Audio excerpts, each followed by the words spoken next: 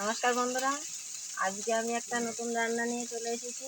দেখো, পাঙাশ মাছ দিয়ে আলু দিয়ে ঝোল করব। বেশ, তোমাদের ভালো লাগলে তোমরা এই রান্নাটা বাড়িতে করে খাবে। তো প্রথমে এখানটাতে ফোড়নে আমি দিয়ে দিয়েছি তেজপাতা, শুকনো লঙ্কা আর গোটা গরম মশলা, আর তাতে দিয়েছি পেঁয়াজ কুচি দিয়ে ভালো করে ভেজে নিয়েছি। তো এখানে মাছটা আলুটা একবার দেখিয়ে দিলাম। তো এবার টমেটোটা এবার ভেজে নেবো সাথে। তো মশলাটা আদা, জিরে, রসুন, শুকনো লঙ্কার গুঁড়ো আর রয়েছে হলুদ। এখানে টমেটো কুচি, পেঁয়াজ কুচি দিয়েছিলাম, লাল লাল করে ভাজা হয়ে গেছে। এবার আমি বেটে রাখা মশলাটা দিয়ে দিচ্ছি। এবার মশলাটা ভালো করে কষিয়ে নেব। দেখো তোমরা, মশলাটা কষে আসলে যখন তেলটা ছেড়ে দেবে তখন আমি ভেজে রাখা আলু আর মাছ দিয়ে দেবো। মশলাটা বেশ কষানো হয়ে আসছে, আমি এবার মিট মশলাটা দিয়ে দেবো সানরাইজের।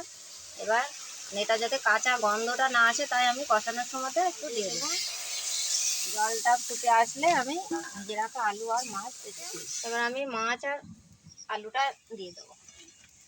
আমি লবণটা দিইনি, এবার লবণটা দিয়ে এবার 5 মিনিট ঢাকা দেবো, তাহলে আমি রান্না। তরকারিটা কালারটা কত সুন্দর হয়েছে, আর এখানে আলুটাও সিদ্ধ হয়ে গেছে খুব সুন্দর। এবার আমি নামিয়ে নেব।